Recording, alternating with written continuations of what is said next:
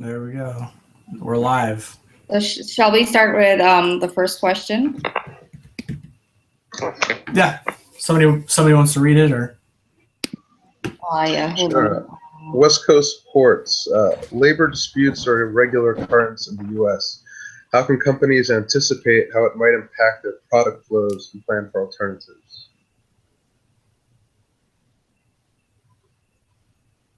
All right, so I definitely think that with the current situation that they have with all the strikes and labor disputes, they definitely have to have other methods of transportation. I don't know much about where exactly or I would say the time frame of when this occurred, other than it was between 2014, 2015, and 2016 was completely. I think it started up in about 2011 was when it really started taking off. Yeah, and I think intermittently throughout the years, it's just been ongoing issues. So definitely having a backup system was somewhere to start with. Yeah, I mean it raises a good point, because I think as any part of our a logistics or supply chain strategy, one of the things you want to do is go through and kind of do a risk assessment of what's likely to impact your flow of goods to the final consumers, and obviously looking at activity and operations at a port being one of them. So as part of that strategy, something they can look at is what routes does their product take to get to the consumers, and then in the event that you have, say, a bottleneck or disruption at a specific location, how do you anticipate getting those goods to the final consumers through other ports, and making sure that we negotiate and contract with other 3PLs to make sure we have that support in there. And then, maybe getting a better understanding of what their volumes look like, times of the year. I think kind of buttoning up and understanding those items will help a firm go a long way in order to mitigate some of that concern.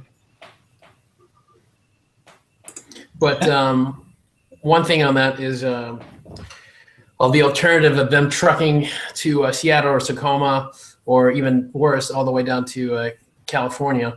The negative aspects is pollution from the trucks, congested roads. So I think the solution is to keep the Port of Portland.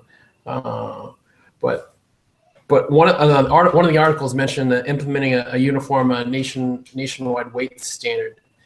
Because Oregon, Washington don't have the same as California, where the trucking companies can go by just one weight and service all three. So I thought that was a pretty good idea, along with the IT software to, track products as well, of what containers have spaces and routes that for. And I guess they need to anticipate the length of, how far that product will be traveling. Because, I mean, if you're going down to California, the speed limit, it picks up when you hit kind of Northern California area. But as far as the truck goes, you're still going at a slower speed. So I'd say for Portland, the best, safest bet would probably be going up to Seattle or one of those closer ports. And from a financial aspect, that should potentially save you some money. But then again, you're going to hit some key cities where you're going to get way backed up. I've driven in Portland and Seattle, and it's horrible. Oh yeah, the I-5 that cuts through Seattle is horrific. Oh yeah, it is massively under over capacity right now. The other thing that I think producers should develop is good relationships with their the people that they're supplying, so they have an understanding of the what's happening out there with all those strikes. So just maintaining that good relationship. And the downside of the trucking is the shortage of truck drivers. So. Yeah, I was going to say companies would definitely need to just keep a short list of backup staffing agencies, even if they could go to in the event of a labor strike. It's going to be interesting to see whether they're going to lower. I know they've been talking about lowering the age limit to 18. What is it currently? 21. 21 to drive commercial trucks. So it'll be interesting to see if they'll lower the age to kind of capitalize on that shortage they have there. Yeah, I mean, every industry in a sense, with the baby boomers leaving, you're going to see shortages everywhere. But I mean, especially within trucking, that industry, I have friends that are kind of up and coming, and they're in their 30s, so it's like they're just entering into that industry right now. So there's definitely a high demand for truck drivers, that's for sure. Definitely, it's just not a career that's any type of glamour for young people, and not having a set schedule, just being away from home a lot. It's not too attractive to most young people to go into. But I think it would be a mistake if you lowered it to 18. You just simply don't have enough years of driving experience to be truck like that. Or even, I think even 21, like it's got to be 21 and above. Yeah, we're talking a lot about just basically the supply of the resources of drivers and trucks to move products. As we kind of take a step back and start thinking about the labor disputes at the ports, I mean, what do you guys think some of the impact and how companies can anticipate that? Like I said before, you definitely need to have a short list of labor. I mean, I know historically those people are referred to as scabs if you go across a picket line, but still the company has to keep operating. So you always have to just keep a short list of who you can go to. Yeah, Rohini, I think you brought up a good point earlier in talking with your customers. While we're looking for solutions in terms of like transportation to get products from the port, I think another way to, at the end of the day, when we're thinking about customer satisfaction, is maybe having, some type of an agreement where they can source from another provider short term, or even we partner with someone who shares similar goods to be able to meet our customer demands in the event that we can't meet it. Yeah, especially with like the small farmers. I know in Oregon, like they have like time crunch where their crops are going to spoil or whatever, and I'm sure they have networks around Washington that they can reach out, have those supply as an alternate, another backup. Okay. All right. So shall we move on to? Do you think we exhausted that one? Should we move on to question 2? Sure. Yeah, definitely. All right. So who do you think suffered more in the end? The port operators, the longshoremen, or the businesses? I'll start if that's okay, everyone. Go for it. I'm on the side of the businesses, the farmers. I think so, but pretty much reiterated where 4% of Oregon's agricultural products are exported in the form of $5 billion. 10% of Oregon's export mineral. There's not a lot of margin on crops. And here these farmers are only to be ruined by these two groups, and ICSI. There's not too much gross profit margin to be made, and obviously, like Raheem just said in the first question, the short term on a shelf life on especially fruits. So I'm on the side of the business people, and not just the farmers as well. So. For me, I mean, I definitely think all three of them, with the exception of maybe least the port operators, because they get paid no matter what. I think, I don't know for sure, but I think the city of Portland was obligated. They had a contract, so it didn't matter. They had to get paid. I think the longshoremen, I don't know if this is true or not, but I heard they get paid no matter what, because this is a union type deal where, there is some sort of contract, whether they're on strike or not, they do get paid. I don't know what the outcome was. They did get paid. Because within their contract, they have set hours, so they still report to work. But if there's work, there's work. If there's not, there's not. So yeah, they're getting paid through this. Yeah. So definitely, our businesses are taking the hit the most. I know when I worked at Target, we just had empty shelves, and it was just people didn't understand. People didn't want to hear your products locked up at the port or outside the port, just can't get in. They did not want to hear that, especially around Christmas. And Yeah, consumers suffer the most.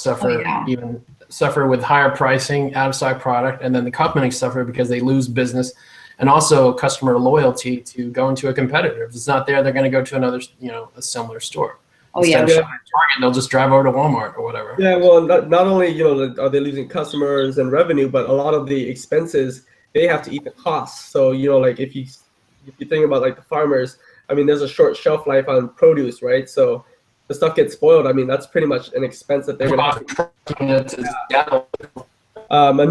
An example I can provide is I know when I was at at Nike, when there was a port strike down in California, in Long Beach, I mean, a lot of our products got out to the market late. So instead of going to like an inline store where we're going to recognize larger margins, they went straight to factory stores. So we had to take a margin cut on those products. So, but yeah, at the end of the day, I mean, the consumer ends up losing anyway because of the higher cost of the products, the lack of availability. And I think some of the articles have talked about, like military bases not being able to get supplies, things like that. Mm-hmm. Yeah. So.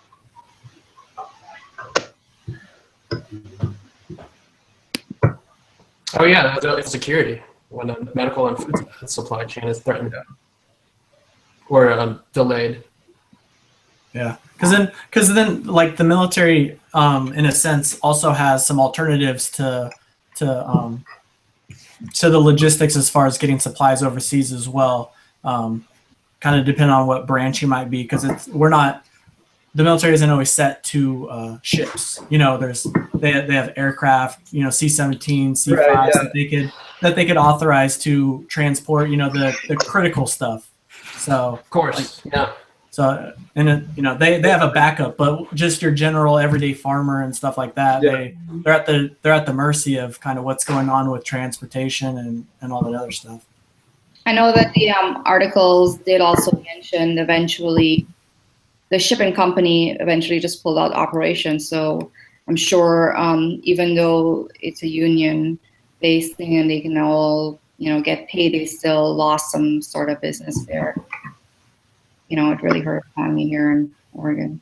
Yeah, because I guess Hanjin, because they're bankrupt now, but I mean during this time of these articles that we're covering, they accounted for 80% of exports. Import export out of Portland. For Oregon. So this was and it's 20% of Oregon's economy. So this was a definite huge hit just off of. I think we're still feeling some of the effects because every time I get on the freeways here, there's so many truckers now. It's just completely bogged our freeways down with all the goods that are just heading all the way up to Tacoma now. So it's definitely a strain. Yeah. Well, then you think about the disruption that just traffic has to other businesses, right? So people, like not having a port, more trucks out on the road. So that means all the other trucks who normally would use I-5 to move product and companies to move product, they're impacted. And now they take longer to do things for the consumer to get around, right? Trying to get to a business, or maybe they're a driver or Uber or what have you. It's more cost to them, in the whole scheme of things. So while we think of maybe this port disruption as limited to the direct impact to like the companies who are using the port, I mean, it has ramifications across the entire city. Oh yeah. So. All right. So shall we move on to the third question? Yeah. All right. So does it make sense to try to revive the Port of Portland's container terminal? What will it take in order for all involved parties to be able to work together again? Anybody else want to take a lead on this one?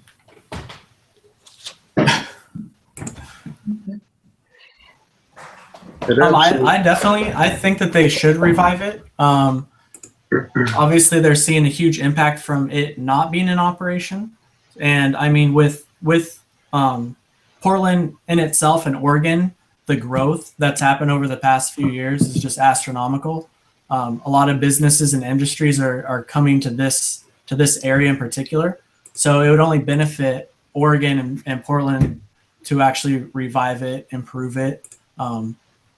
It's going to take a lot of work and negotiations in order for that to even happen. I Yeah. think you had a really good point, Ron, about getting Congress involved and having them, renegotiate things, or maybe even changing the laws on some, the union, Well, updating the outdated labor laws. updating it essentially. Union labor laws. Well, it's definitely outdated. Because what happened in this instance is that basically the longshoremen they signed long contracts, so they were in like a 5-year contract, and that ended in 2014. And when that ended, that left out the option for an arbitrator to come in and actually basically have the two, the port and the longshoremen come to a consensus and come to an agreement. So then, because they don't have a contract, they aren't able to do that. And so that's why it's basically at this standstill. It's like a who's going to budge first kind of thing. And then what was that act that The Taft-Hartley Act. yeah Hartley Act. that's the only thing that could be an interjection currently. And then that basically is saying within 80 days you better come to an agreement.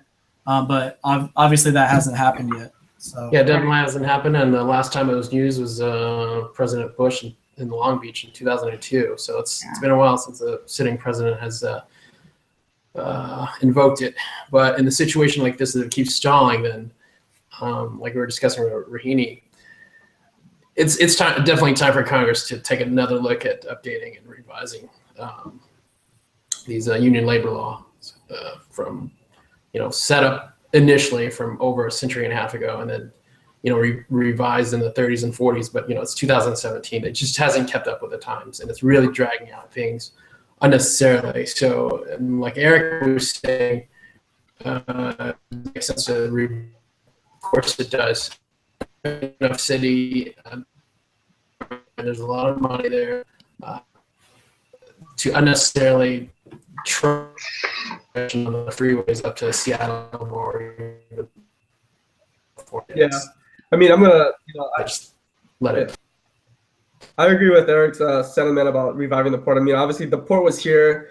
We had a port here to support all the businesses, all the industries here. The big reason it fell apart is just really disagreements between the two parties that were running and operating it. And as we continue to grow as a city, more businesses, more industries are coming here. I mean, it's going to be really important for us to have an artery to get all this product out or an received product. Yeah, for a major metropolitan city, we definitely need to have some sort of agreement. So they all need to come to the table. And I guess just come with open minds, I guess. I mean, like, there's nothing else that's, they're suffering and the city is suffering. So definitely need to come to some sort of agreement. What that means is definitely going to involve Congress and some more laws. I think the longshoremen, they just wanted to see some safety issues taken to heart. And I think if TCSI would just do some actions in good faith, like make some investments in those safety areas that the longshoremen were complaining about, show that you meet them halfway, I think that the longshoremen would, if you saw your opponent taking a half step towards you, maybe you'll take a half step. But I think it's up to the port owners to make that first step, because they own the entire operation. The longshoremen can't go to work unless the port operators, give them assignments, I guess. So I think it's really on the port operator to take that first step to show that they want to have a relationship with longshoremen and to reach across the table and do something in good faith. That's a really good point, Cyrus. Yeah, I think another issue is that the port was leased out to a Philippine company just about a year prior to the end of their contract. So when negotiations kind of came back around, you had this in a sense an outside company making decisions on how the port was going to operate. So basically, the longshoremen were trying to maintain their leverage is my perception of it with the port operators, the Pacific Maritime Association. So they didn't have as much leverage at that point, and to your point, how safety was a big concern. It had been brought up for years and years, and I think that they were hoping that with this new contract, they would be able to instill some more safety guidelines. But they kind of came to the mercy of of an outsourced or a leased company that doesn't maybe have as vested of an interest in the safety of local local longshoremen. They're concerned about money rolling in, and that's my take.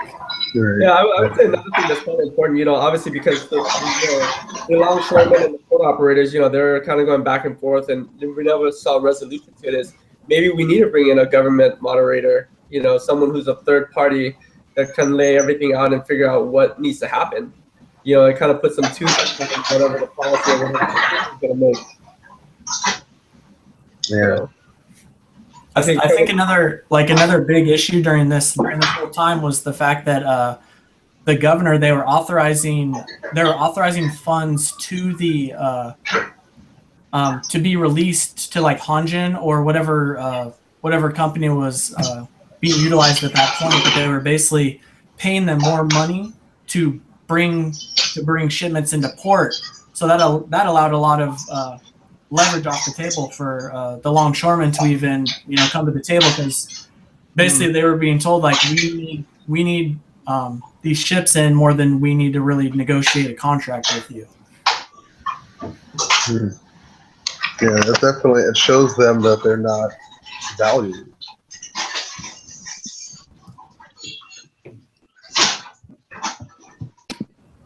All right.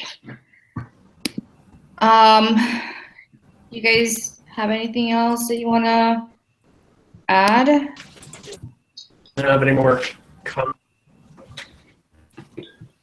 I hope it gets resolved. That's all I'm saying. Yeah. Yeah, I mean, it's I think we're all in agreement that port is critical to the business, to the city, and not only does it impact the longshoremen and operators, but just the companies that operate out of Portland, and then the consumers, all of us here, and the logistical impact it has. It flows down and trickles down to everybody. So, Absolutely. yeah.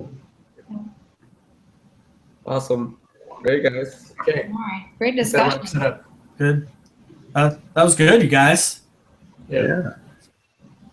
Thanks, team. Thanks. Eric, how did you do on time?